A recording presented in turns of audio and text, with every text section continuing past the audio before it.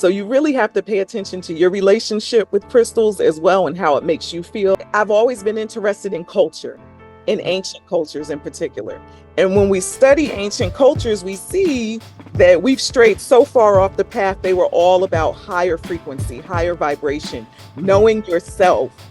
And so as we transform, we typically become more creative, especially if we're transforming, in a higher frequency. Right. So it's going to clear away everything that is not needed, not wanted, not serving you. And these are things that sometimes we don't want to let go of. So Hassan and I, my brother, grew up with martial arts, even when we didn't want to do it. But what I will say is what it taught us was to have such discipline, determination, and focus. And I think those are things that are missing in a lot of children and a lot of upbringing these days. Because what happens is when you become an adult, if you don't have discipline, determination, and focus, it's going to be very hard to get things done. Right. Welcome, listeners, to another episode of the Cymarshall Law Show, where we delve into the depths of gratitude, happiness, and stepping out of your comfort zones. Today, we have a very special guest who embodies all of these qualities and more. A world traveler, a beacon of positive energy, and a spiritual guide. Please join me in welcoming Zuwena Salim. Zuwena is a woman of many talents and passions. She's an author, a crystal enthusiast, and a spiritual practitioner. Her new book, The Crystal Reset, is a testament to her deep understanding of crystal energy and its transformative power. It's a practical guide that invites us all to harness this ancient energy for positive change in our lives. Beyond her writing, Zuwena has created a space online where she shares her knowledge and passion for crystals. From zodiac crystal sets to selenite, her website is a treasure trove for anyone seeking to integrate crystals into their daily routine. Zuwena's academic background in biological anthropology and sociology has undoubtedly shaped her unique perspective on spirituality and healing. Her studies at the University of Houston and Norfolk State University have given her a deep understanding of the human condition, which she beautifully intertwines with her spiritual practices. Her personal interests are as diverse as they are fascinating, from her love for Willow's Tiny Desk concert to her practice of the Master Cleanse and her admiration for Bruce Lee and the Kung Fu arts. Zuwena is a testament to the beauty of embracing varied passions. And her athletic background running track speaks to her discipline and determination, traits that are evident in her work today. But what truly sets Zuwena apart is her radiant positivity. Every time you see her, she's in a different country, always vibrating with positive energy. She's a world traveler, not just in the physical sense, but also in the spiritual realm, constantly exploring new ways to harness positive energy and share it with the world. Today, we're going to dive deep into Zuwena's world. We'll explore her journey, her passions, and her wisdom. So sit back, open your hearts and minds, and get ready for an enlightening conversation with the incredible Zuwena Salim. Welcome to the show, Zuwena. Oh, good.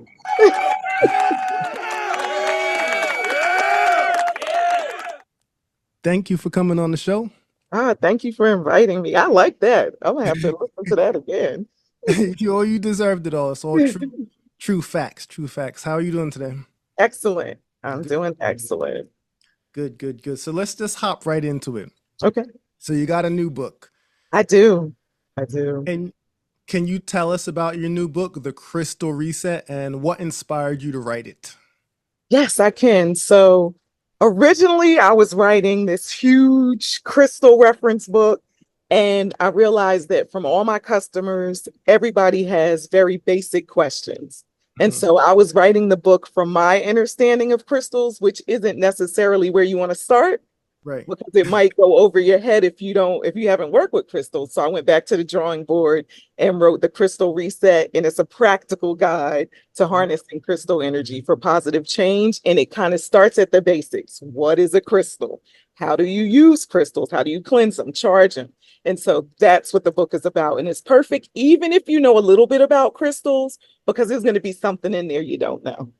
So let's act like we're talking to someone who knows nothing, like Uh-huh. me. Okay, okay. But I know a little bit. But what is a crystal? So a crystal is, and so we like to look at crystals as these kind of inorganic, kind of tangible things like rocks, stones, and there's so much more because Right. crystals are repositories of information.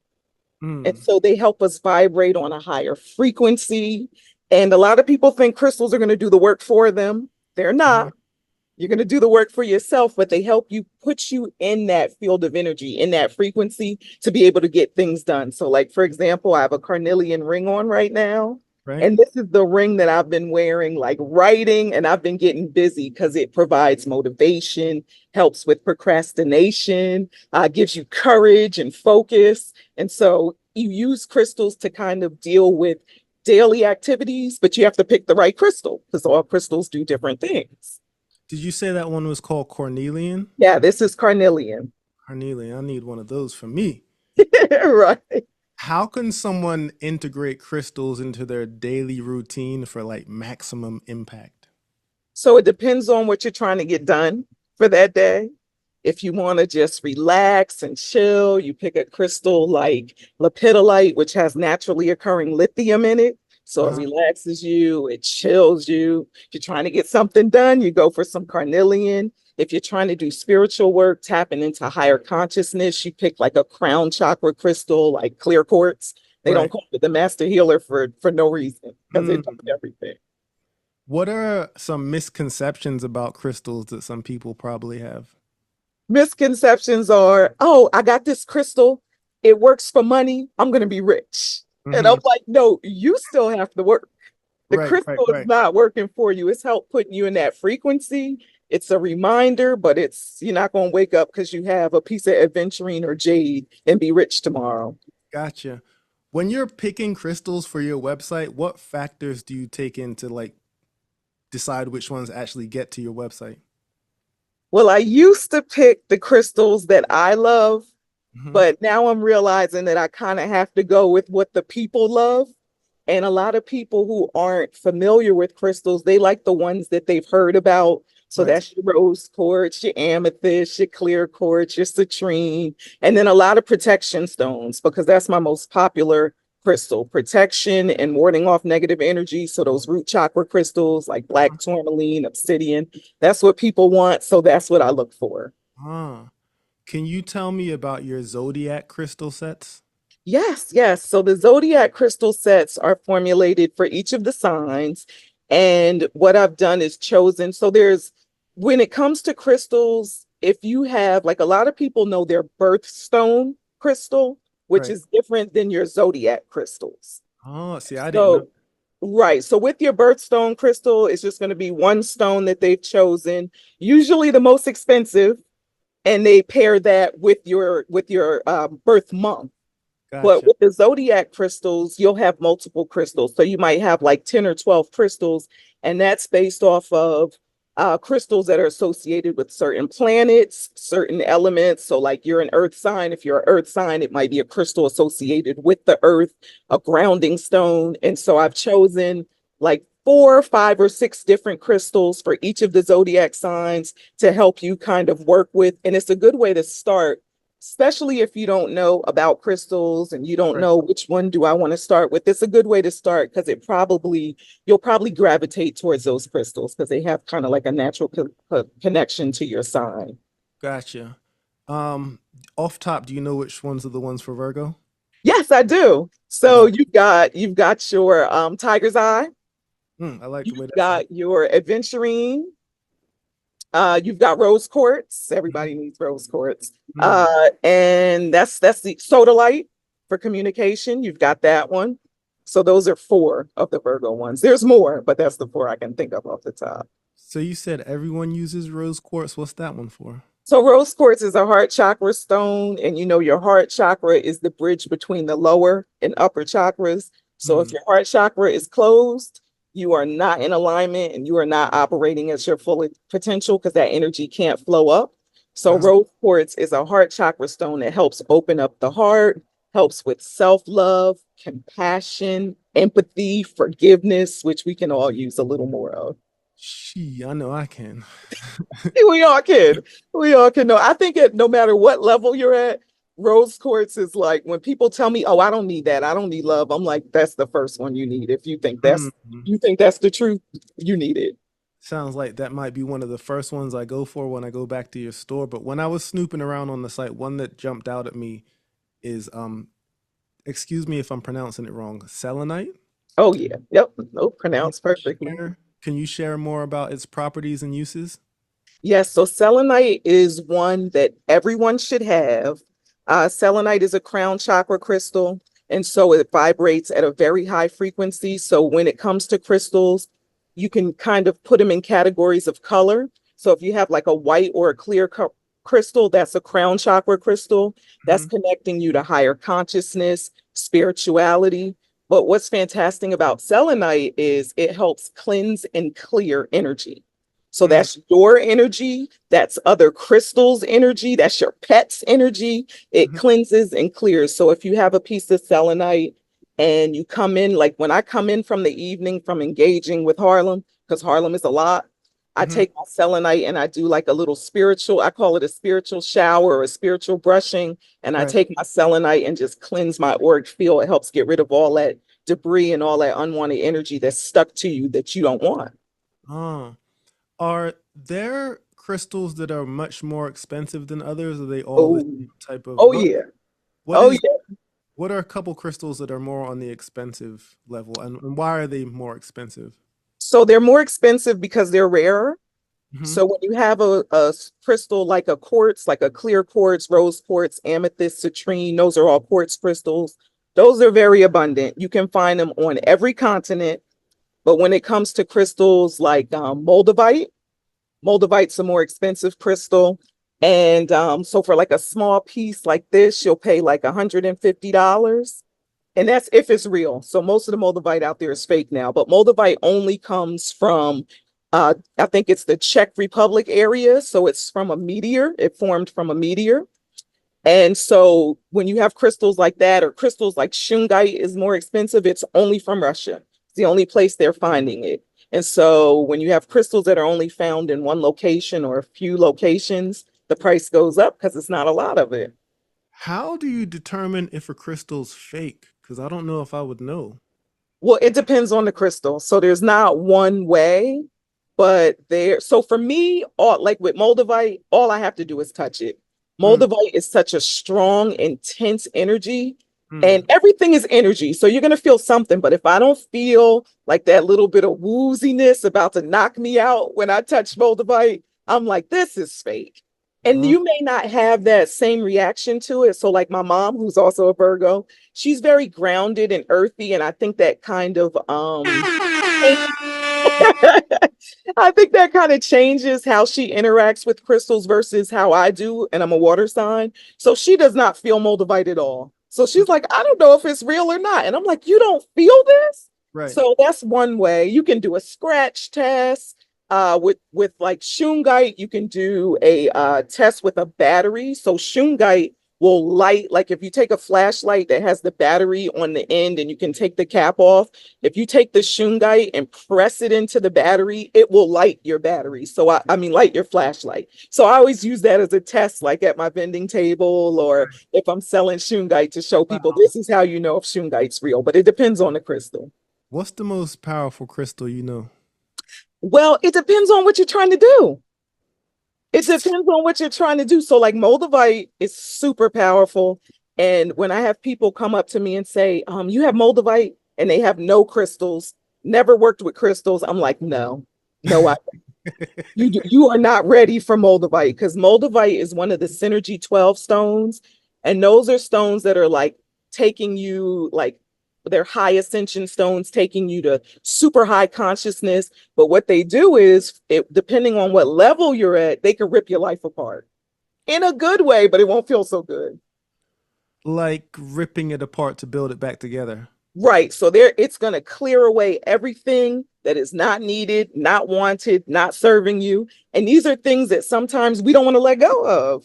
Oh, We I want know to that's let right. go of it. But so it can be difficult if you're not ready to let go. Right. It might be like someone you love a lot, but is not good for your life. Yeah, exactly. Yikes. Exactly. Yikes. Yeah. Yeah. Can you? Oh, I have another question. As far I don't want to forget it. Does it matter where you put your crystals as far as if they're more powerful? Well, Like, can I? yes. Well, finish. Go ahead. Can you Like, what? I'm in a room right now and I have my crystal. I have they're kind of I have one there and one there, but they're not in a set place. One's in the light. I don't know if like they should be in the sun, or if they should not be in the sun, just stuff like that. Should they be in the shade? I don't know. Well, it depends on the crystal. So there's so many crystals. Some crystals are more powered by the sun. So usually you know that if it's an energizing crystal that's associated with like the solar plexus or the sacral. So you'll know that because they'll be yellow or orange. You'll know those crystals. But if they're more crystals that are associated with moon energy, it's best to charge them with the moon because the sun and the moon charges your crystals. And you want to constantly charge your crystals just like we charge ourselves. You want to charge your crystals. And so it depends. So for example, putting crystals in rooms, it depends on what you're doing in that room. If it's a bedroom, I wouldn't put any energizing crystals because you're trying to sleep. So I Right. wouldn't put any citrine in there because you might be up all night. But if it's Right. like a living room, you can put any crystals in there. I always start with clear quartz for clarity and focus. And then you want to put some of those heart chakra like the rose quartz because you could always use that. So for me, I'm a creator. So this is my creating room. So the ones I have in here, I believe this is malachite. Tell Oh, me, malachite, one of my favorites. is that good for a creative room or? Well, it's not bad for a creative room. It's not necessarily associated with creativity, but in a sense it is because it's associated with transformation. Hmm. And so as we transform, we typically become more creative, especially if we're transforming, in a higher frequencies. I love malachite. I think you could put malachite in any room. Malachite's one of my favorites. Transformation, growth, protection. I love it. So then the other one I have is this. I think this was amethyst. Amethyst, yes. Amethyst is perfect for any room. It's your stone of higher spirituality, connecting you to your intuition, your psychic abilities, your third eye, and your crown, your higher consciousness. So with I would be careful with amethyst in regards to you'll read a lot about amethyst and putting it in the bedroom. For your office is fine. Any room it's fine, but with the bedroom, they'll say, oh, amethyst is relaxing. It's calming. It's wonderful for dreams and pleasant dreams. But you really have to test it out because amethyst is not wonderful for me to have in the bedroom. I Mm. have like these high paced action kind of fighting, battling dreams every time I have amethyst. And I've tested it out several times. And I'm like, well, that's not what they say. So you really have to pay attention to your relationship with crystals as well and how it makes you feel, even though what you read is kind of like a basic foundation because we're all different. So we all have different interactions with them. Gotcha. Can you share the story behind your Etsy store, Egyptian Blue Lotus, and the process of creating your Blue Lotus oil? Yes. So with Blue Lotus, Blue Lotus is a high frequency oil. And it was used in like when you look on any of the temples in ancient Egypt, you always see them holding the lotus flower, the blue Yeah. lotus. So it was very intricately woven into society, whether they were making essences from it to help smell. Like I put a little bit on before I did this just so I could raise my vibration and relax and chill out. And so they made wine out of it, which has a psychedelic effect. Mm. They smoked it, which also has a psychedelic effect. I'm going to be having the flowers soon. So I'll have the dried flowers and you can make a tea out of them. You could smoke them. So you could do, whatever you want as far as that. Right now, I just have the oil. And so I've been to Egypt several times. And so I finally have a connection in Egypt where I can get Egyptian blue lotus, not just any blue lotus, taking it back to the source. So Egyptian blue lotus, and it is wonderful. If you want to raise your vibration, if you want to have a more heightened meditation, or you just want to relax, it's also an aphrodisiac. So if you want to get sexy, it helps with that. Like it's just wonderful. I love blue lotus. I really do. And so I have blue lotus oil, and the flowers, dried flowers, are coming soon. So you said I had a psychedelic feeling as well? Yeah, so if depending on how much you use, so you can make it into a tincture or a wine, or if you smoke it, that's when you kind of have the psychedelic effect. It's a mild psychedelic, a mild hallucinogen, so it's not like having mushrooms or anything like that, but it does give you kind of this euphoric, kind of mild psychedelic effect. Gotcha. So kind of switching topics just a little bit. How does your study of biological anthropology at the University of Houston, how did that influence your work with crystals and energy healing? Ooh, that's a good question. Um, well, so when I was in school for anthropology, my major in my degree is in biological anthropology, which is the study of the human remains. But I also studied all of the other fields, so cultural anthropology, archaeology. So because you have to have a basic understanding of all of that in order to get your degree. And Gotcha. so I would say that tying it all together, I've always been interested in culture, in Mhm. ancient cultures in particular. And when we study ancient cultures, we see that we've strayed so far off the path. They were all about higher frequency, higher vibration, Mhm. knowing yourself, being in tune with yourself, going within. And Mhm. so I kind of tie that all into it. And even though I don't really work in the field of anthropology anymore, I feel like I'm still kind of in that cultural anthropology aspect Right. because I'm doing what we've done in ancient times and continue to do I here can now. dig it. I love that answer. How did your sociology studies at Norfolk State University shape your understanding of people's relationship with spirituality and healing? Ooh, that's another good one. Well, when I started at Norfolk State, I'm gonna just tell you, I wanted to be Columbo. Okay. So that's what I was going for. I was like, I'm gonna be a detective. I didn't really realize the path you needed to take to get there. Right. And so by the time I graduated, I was kind of done with it. I was like, I don't want to do this, but I've been here for 4 years. I'm Mhm. getting this degree. So I've never really worked in that field. But what I will say is, looking back on it, it's definitely given me more compassion and empathy for people in general from Mhm. all different walks of life. Because a lot of times people are kind of counted out because they have issues, they have problems.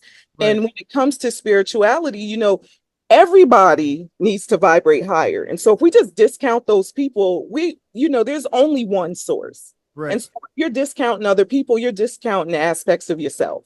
Right. And Mm. so when you get in tune with yourself, you love yourself, and you realize the connection between us all, you realize that every one of us has the right to vibrate higher, has Right. the right to have compassion, respect, empathy. And so I'll say that dealing with certain populations that I dealt with when I was in my undergrad, and I worked for the police department and the Right. county jail, you start to kind of look back at those people differently than just criminals or people who have done something unsavourable. You start looking like, well, that's a person too, and at their core, like, what's going on? What's going Uh-uh. on? You know? You were cooking with that answer. Oh, okay, okay. So you mentioned visiting the Temple of Abydos in Egypt. Did I say that right? Yes, yes.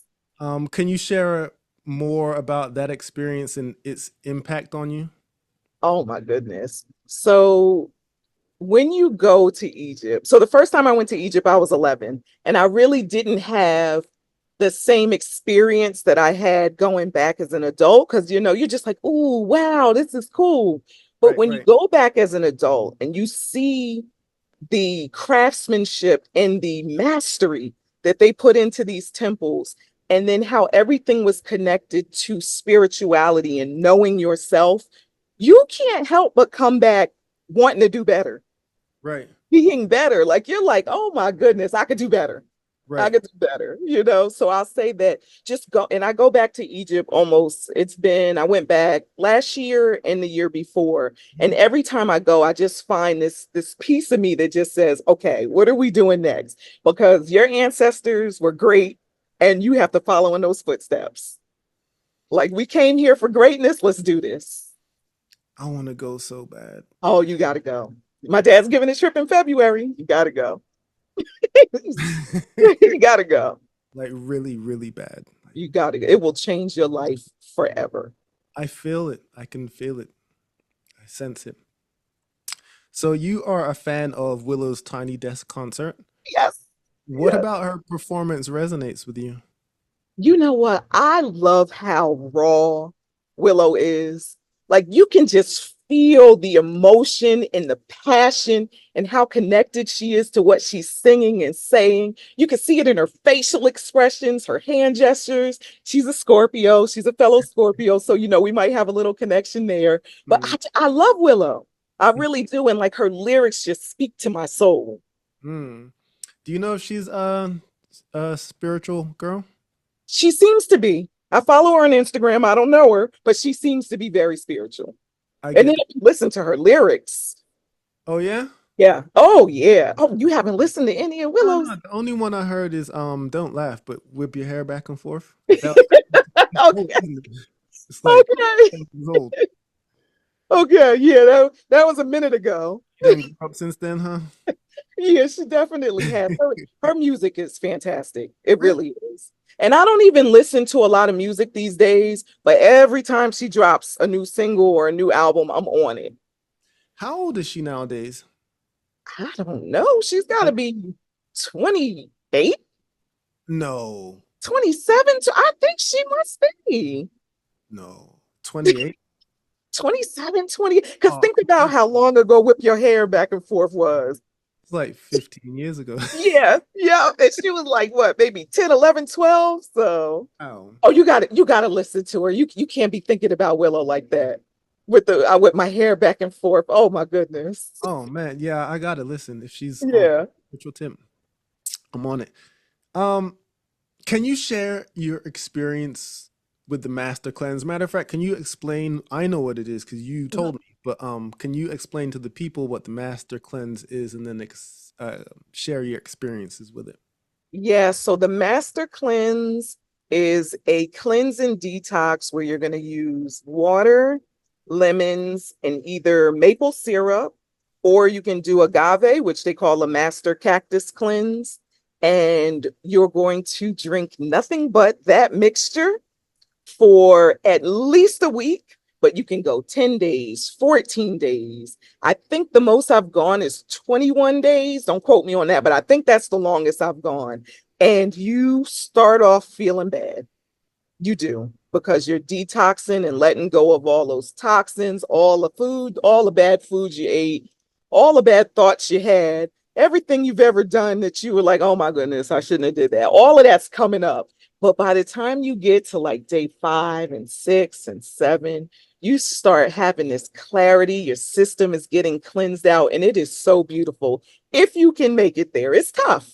It's tough. Like a lot of people want to jump into the master cleanse, and I'm like, whoa, wait a minute. Let's start with like just some raw fruits and vegetables first, because it's no joke. Right. And then after you've taken the Master Cleanse, how soon can you start eating regularly again? I usually ease into it. So let's say I do a 10-day master cleanse. That next day, I'll just do juices. So I'll just have like green juices, all fruit and vegetable juices. Maybe the next 3 days I'll do that because you don't want to shock your system. You just detox, your body's feeling good. And if you get out your body's way, it will heal itself. You don't have to do anything special except for leave it alone. And so, like maybe day 4, I'll start eating raw fruits and vegetables, but it really isn't about to a week that I start introducing cooked food back in there. And that's still just like lightly steamed veggies. That's it. No meat or anything like that. So the reason I knew to ask you that question is because after you taught me about the master cleanse and I did it and I worked, the question I didn't ask you was that question, and I went Oh, straight back to eating, and it didn't end well for me. oh, I bet it didn't. No, I didn't. I bet it didn't. Yeah, that's not a good thing at all. Yeah, you got to ease back into it because it's like a shock to the system. Your body's like, what are you doing? Yeah, that's exactly what happened. That's another story though. You have a love for kung fu and Bruce Lee specifically. How That's does this passion intersect with your spiritual practices? Oh man. Oh, that's another good one. You're asking some good questions. Uh, so my father's a martial artist. So, I grew up with martial arts, Channel 5, all the Shaw Brothers movies. And Right, so when you not necessarily the Shaw Brothers movies, but Bruce Lee in particular, there's always that spiritual lesson. Because right, Bruce Lee wasn't just kicking butt. He right, was dropping gems in between. right, And same thing with like Jet Li, all of his movies, especially the newer ones, like his later movies from like 2000 on, there's always this spiritual lesson of redemption and getting to know yourself and vibrating higher. Like that's always in between the butt kicking and the action, that's right, always put in there. And I love that. Even right. your Crouching Tiger, Hidden Dragon, like all of those, they have that woven into it. And those are my favorite movies, not just the butt kicking but the ones that have a little lesson in there. Mm. So you mentioned that your father is also a martial artist. Can you share some lessons or insights from the great Grandmaster Kemetic priest known as Infudishi? Yes, yes, I can. Let me see how am I going to do this justice. So so Hassan and I, my brother, grew up with martial arts, even when we didn't want to do it. But what I will say is what it taught us was to have such discipline, determination, and focus. And I think those are things that are missing in a lot of children and a lot of upbringing these days. Mhm. Because what happens is when you become an adult, if you don't have discipline, determination, and focus, it's going to be very hard to get things done. Right. And Mm. so I'll say those are probably the three aspects of martial arts other than knowing how to defend yourself, of course, because my dad will say having something and not being able to defend it is like not having it at all, because anyone can come and take it. So you Mm. got to know how to defend yourself. And that even is in regards to your well being, your peace, because you have to know how to be able to be at peace. Right, Because if right, you don't, then anyone can ruffle your feathers. And it's really you who are in charge of that, right, right. not other people. No one's doing anything to you. It's what you allow yourself to think and believe and do to yourself. That's a jewel. That is a jewel. I hope y'all rewind and play it twice. So your brother, my guy, Hassan, is a chef. Yes. How has Haas's culinary journey influenced your own path, if at all? Oh, it really. So I'm a foodie. And I think that so I became a foodie in college. I didn't even like food in high school, which I'm like, what was I thinking? So I became a foodie in college. That's when I was just like, I went to Norfolk State for undergrad, and we had those black grandmas in the kitchen. Mm. And I was just like, this is delicious. Like, oh my goodness. And so Okay. that's when I became a foodie. But then with Hassan being a chef, it's introduced me to just a world of food. Like, I like food from everywhere. And Mm. so when I travel, like, I base my experience on how wonderful it was, partly on how good the food was. So if the food wasn't good, I'm like, it was Mm, okay. mm. And that's probably not fair because a lot of places have other wonderful things going on, but you got to have some good food too. Yeah, that's facts. Yeah. Where is the best place you went as far as food? Oof. Um, Thailand and Mm, India are probably a tie. mm. Thailand and India. Thailand probably beats India only because when it comes to like Thailand, they're mainly Buddhists, and Buddhists are very serious about the quality of their food and they're very healthy. So it's no problem to find vegan food at all. Like everywhere you go, there's vegan this and vegan that. In India, they're very, very vegetarian oriented, But they also have vegan food. But oh my goodness, I ate my way through Thailand and India. Mm. Oh my goodness. I want to go back just to eat. Like I saw all the sights. I'm good. I just want to go back for a meal. Mm. You do a lot of the traveling with your mom. Yes, she's my travel buddy. Also a Virgo. I believe we share the same birthday. She What do. is the greatest lesson your mom ever taught you? Oh my goodness. Greatest lesson my mom has ever taught me. I think that to be unapologetically you, Mm. to be you, because when you water yourself down and you try to be what other people want you to be, it's never going to be enough anyway. Right. So you might as well just do you. And what do they say? The world will adjust. And Mm. so I love that my mom has always, both of my parents and my brother, we definitely have that in common. We're just us. And if you like it, good. If you don't like it, good. It's all good. That is a quality of your brother's that's probably my favorite of Yeah. his. I Yes. absolutely love it. I could learn from them. I'm still trying. Shout out to Haas and your mom Yes. Shout out and to dad. her. Yeah, my mom. Yeah. So you are a world traveler, like I was saying. Can you share a memorable experience from your travels that has significantly impacted your work or perspective? Hmm. You actually said a few. You said a few. I kind of asked you that, and you said Abydos did that, Egypt. Yeah. But I don't want to cut you off if you were gonna have your. Let me think. I'm trying to think to where I've been. Uh, Egypt definitely what I spoke about before. But also Brazil. Mm, Brazil. So Brazil was my first international trip right after college. So that was the first trip I took after college, me and my mom, who's my travel buddy. mm, And what I'll say is that when you travel, you think you know about places and you really don't. You know what you've seen on TV. And I think, well, the world is getting smaller now as far as TV shows and reality shows. And in the internet, you can kind of get to know other places. But a lot of places I've been, I didn't realize the influence that we have on pretty much everywhere, right, right, everywhere. right. And so being in Brazil, I was in Bahia, which is they call Little Africa. And when you see Brazil on TV, you don't see that part of Brazil. Mm, And being there was just so wonderful because it felt like I was home. Like right. they didn't know I wasn't from there. They're just walking up to me speaking Brazilian Portuguese, and I'm like, no follow Portuguese. So I'm like no. So I loved being there, and I think that when I travel, I love being places where you feel like you're reuniting with family. I And a love. lot of the places that I've been, particularly Brazil, that's what it feels like. You're reuniting with your long lost family. And when you were there, you said you looked just like them, like they couldn't Yeah. tell. Yeah. I'm walking around Brazil. Everybody has locks in Bahia. Like that's the thing. Mm, And you don't see that on TV when you see Brazil.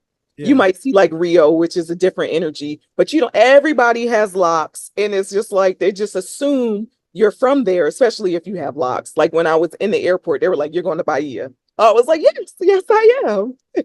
See, I didn't know that. I didn't even Yeah. know a place named Bahia existed called Yeah. Little Africa. Hmm. I'm gonna look them up, see if I can find them on the internet. Yeah. It's awesome. Bahia is awesome. How do you maintain your positive energy while you're traveling? Ooh, ooh, crystals. I Mm, will say that because sometimes it is tough, particularly with Egypt. So, as much as I love Egypt, hmm. I love being there, seeing all of the ancient monuments. I do not like the modern day Egyptian culture. What's the It is difference? aggressive. They're trying to hustle you at every turn. Really? They're disrespectful. They don't like us. Like, Oh, and okay. so, but tourism is their, that's what brings in the money. So Right. they have to be, I would say borderline respectful, but I mean, like when you actually see how just disrespectful they are in regards to just how they treat people that look like us and how they treat also all of the ancient artifacts is really just a money grab for them. So I have to really ground myself when I'm there and realize this is the culture of where I am. And I'm not going to let that change me. I got to stay in my own frequency. But Right. like sometimes it's tough. Same thing when I was in India. India has a real hustle mentality. And so if you allow it, you will get hustled. Matter of fact, if you've been to India, you've been hustled. Straight up. You have been hustled, and hopefully you can laugh about it. Like I know I can, and hopefully it's just a minor hustle before you're like, oh, I'm getting hustled. But I would say that's probably the aspect of traveling that where they know you're not from there and they are gonna get you. And then they think, oh, Americans are rich. So they're out to get you, and you're just like, come on. So the Like, come on. expert hustlers. Yeah. Oh, on a whole nother level. But once you start to realize it, you're like, oh yeah, okay. I took my family to Mexico last year for the first time, and before we got off the plane, pilot or someone made an announcement. And they were like, "Just go to where you're going when you get off the thing, because you'll get hustled. You'll get hustled." And I'm looking at my family like, "Please, these people could never hustle me." Zuwena, I was hustled within 45 seconds of stepping off that plane. Yes. I Oh, the hustle is card out and real in everything. Mexico. Ooh, the hustle is real in Mexico. I Uh, will say though about Mexico in general, from the people that I've met in Mexico, yes, they're trying to hustle you, but I feel like the people that I've met in Mexico are really genuinely beautiful people. that's They how I might be got that.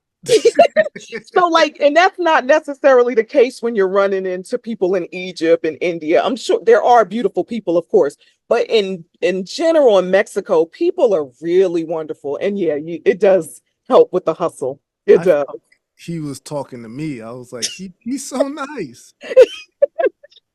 Got me. Oh My yeah, family was Mexico like gets you. crossing their arms, looking at me. I'm like, just hold on. Anyhow, Like I got this. I got this. Yeah, everybody thinks they're not going to get hustled until they do. never got that money back. Yeah, yeah. But that's a different story. Anyway, so can you can you tell us more about your aura alchemy positive affirmation oracle cards? Um, Yeah. where are mine? I have mine somewhere around here. I wanted to show them to the crowd, but I have some. Okay, so you have the first set. Hmm. And the second set is the Aura Alchemy cards. And so I don't have them in my possession yet. I had a sample deck, but I gave it away. And so if people want to see samples of the cards, they can go to my Facebook, at Inner Outer Balance, or my Instagram, and they're on there. They should be here by the end of the month. But what they are positive affirmation cards, because when you are doing spiritual work, it is so easy to not get knocked off of that high frequency because life be lifing, right? Life be lifing. And Right. so with the positive affirmation cards, I love them because they help you get right back into that frequency. And so they help you tap into all of your energy centers. So each of the affirmations has something that is associated with each of your chakras. So, for example, your heart chakra, there's going to be ones that are about self acceptance, love, compassion, and empathy, forgiveness. That's a big one that I think that most of us need to work on. Hmm. Is like we might have the compassion, we might have the empathy, but that forgiveness is sometimes hard to let go of things. Right. And if you're not letting go, you're getting weighed down and you're heavy. And so the affirmation cards are really just positive reminders of who you are and who you want to be. I love that. I love that. Do you remember any of the affirmations off top? Oh, I think one of them is I am a spiritual being having a human experience. Love it. Love it. Love it. Mm. What is the most important message or lesson you'd like our listeners to take away from this interview? That, hmm, you have to be mindful of everything you do, everything you think. So, oh, you know what? I know. So I saw this. I think it was Sal Williams who was doing, he did a little snippet on IG long time ago, and he was talking about your diet. Mhm. And of course, when we talk about diet, we think of what we're eating, but he was talking about it in regards to what you consume. So, what you listen to, what you watch, what you think, the words that come out of your mouth, obviously, what you eat, and all you have to be mindful of all of that. Mhm. And so, if you're not paying attention to what you're doing, a lot of us pay attention to what other people are doing, but Mhm. if you're not paying attention to what you're doing, to paying attention to your thoughts, making sure you know when the ego is in the driver's seat, which it has no business being, Right. and putting it back in the back seat. Like we do need our ego. It's important, but it's got to be in the back seat. You only need it when you call for it. Right. Right. And so, like, just being very mindful, knowing thyself, which Mhm. is what like all the ancient cultures speak about, know thyself on every level. And that, of course, takes lifetimes to Mm. know, but you should always be unfolding into more and more of who you are. I love that. I love that. Can you share any upcoming plans or projects you might be excited about or working on? Yes. So writing my next book is called Shadow Alchemy, and it's a book on healing your shadow self. And Mm. so with the crystal book, not everybody's into crystals. So it's for people who are into crystals or want to be into crystals or interested. But with the shadow book, this is for everybody. We all have a shadow self, and we need to work on that. And so this book is a guide on identifying what your shadow self is, how it affects you, how it negatively impacts you and your relationships and your life, and how to heal that with practical exercises on how to either first of all notice when your shadow is being activated, like what when our triggers are, like the main thing when you're being triggered by something someone says, something someone does. You really have to dive deeper into why is this triggering me, because it's not about them, it's about you. It's some deep-seated belief that you have about yourself, or something that you've swept under the carpet that you need to address. So Right. this my next book is Shadow Alchemy, and I hope to be done with it. No, I'm going to be done with it. I'm calling it out. I'm going to be done with it for fall. Love it. Love it. Okay. Right in time for your birthday. Yes, yes. How can our listeners connect with you or learn more about your work? So I'm on Instagram on under Inner Outer Balance, one word. I'm also on Facebook, same Inner Outer Balance, or Zuwena Salim, which is my personal page, but I post a lot on there too. But I don't post so much on my Inner Outer Balance Facebook. It's more my IG. So I'm on IG. And I also have a YouTube. It's Zuzu Natural, ZUZUNatural. I haven't been as active on there, but there's a lot of old information that's really good. Nice. And Yeah. your website for the people? My website is www.innerouterbalance.com. And so Boom. that's where I have crystals. My book is available there. It's also on Amazon, but it's available there. And then my intention cards, I have the old deck, and then I have the pre-sale for the new deck. And I do have a sale right now. The pre-sale for the new deck is $25.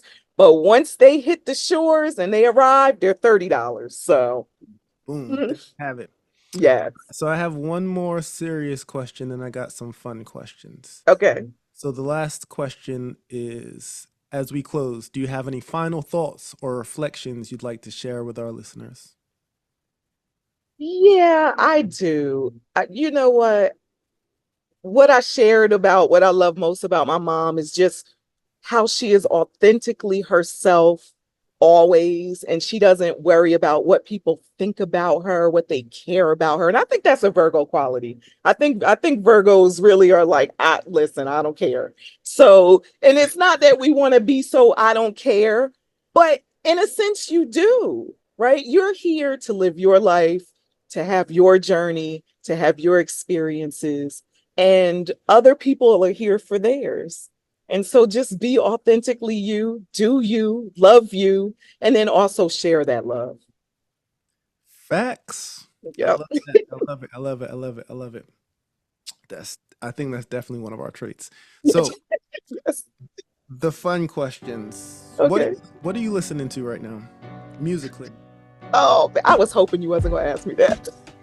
My playlist is so 1990s. Okay, so I'm like stuck in the 90s. If you listen to my playlist, we're doing Maxwell. We're doing we're doing Erykah Badu. We're doing D'Angelo. That's what's popping up. You're like, what year is this playlist in? So I don't have a lot of like new music that I'm listening to. So I probably need to catch up. Like I stopped listening to the radio like early 2000s.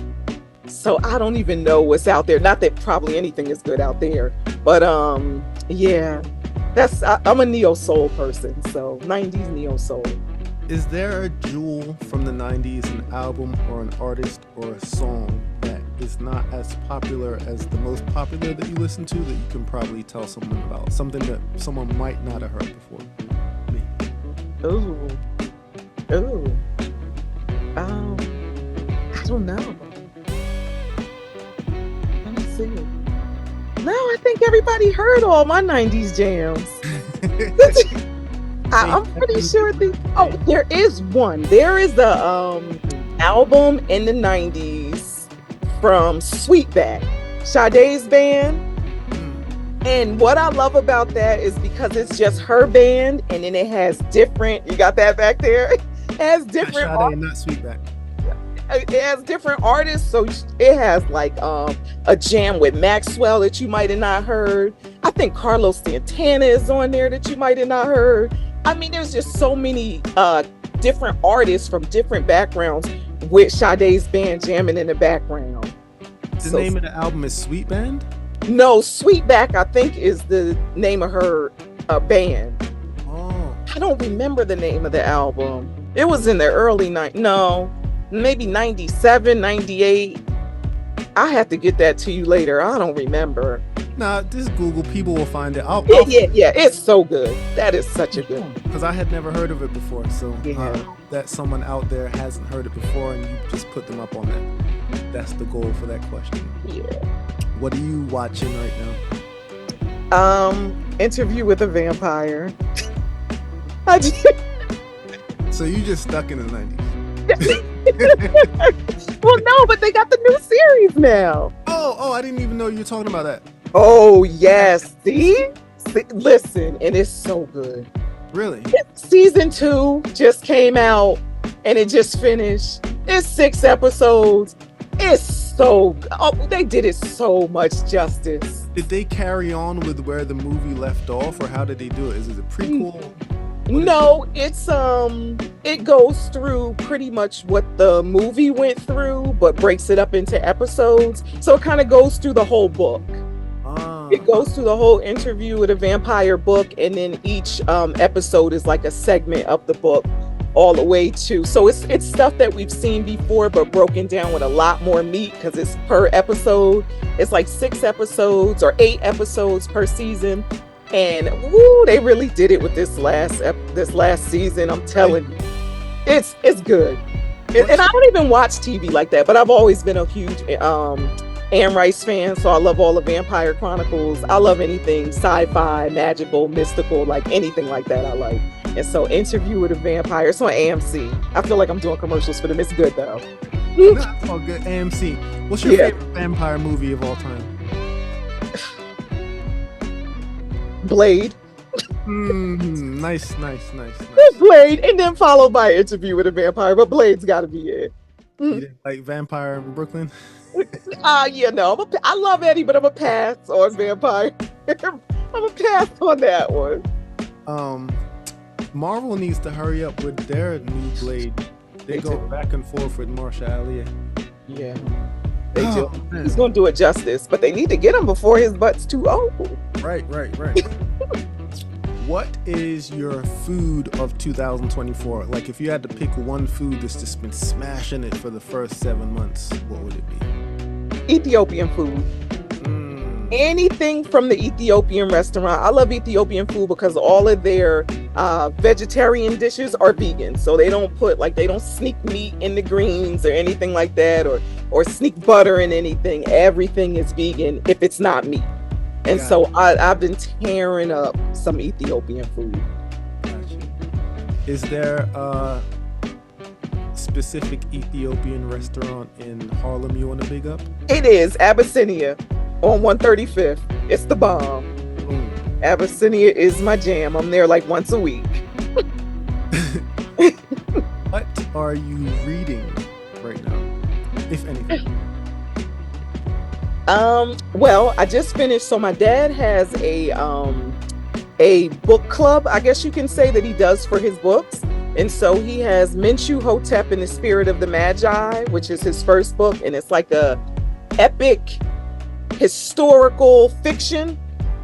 So it kind of gives you the vibe of any of the like epic tales when you read of any of the like Achilles and all those. When you think of all the Greek tales, it kind of gives you that vibe, but from the African perspective. And it's on Menchu Hotep, which is a ruler from the 11th dynasty that is a big deal, but you don't really hear about him. And so he has 2 books, and so we just finished book club on both of those, and I read them already. But going through each of the chapters in the book club with like-minded people, and then the author, was a whole nother experience. And he offers that class like once a year. And so he offers it in the fall. I recommend, if you're into historical fiction, that you check that out. I am. And the fact that it's your dad, I'm going to press someone to buy me that for my birthday. Yeah, Menchu Hotep in the Spirit of the Magi. And the other one, the second book, is Shimsu Haru. Nice. I think the Spirit of the Magi. I'm on that. All right, so now we're at the last part of the interview. This part is super easy. I just say a word and you give me the first word that comes to mind. You ready? Yeah. Black hole sun. People.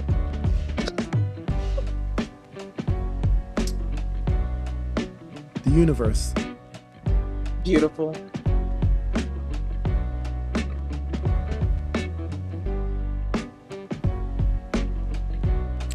Barack Obama. Brother. Purple. Prince. Michael Jackson. Bad. He's bad.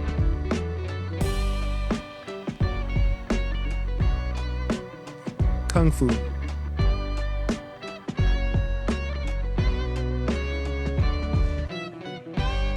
Fighting. Electromagnetic. Frequency. Temple. Your home. Love. Everything. Family. Everything. And I used 2 in a row. Everything. That's fine. Insight. Wisdom. Malcolm X.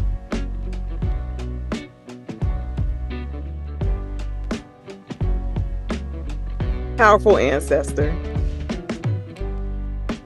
Magneto. Hero. Cyclops.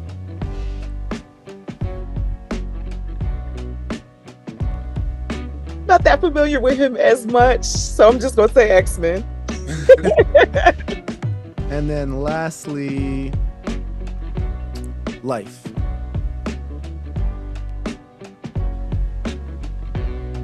A beautiful unfolding journey. I don't know if I was supposed to only use one word, but I had to use all of that. We will take it. We will take it.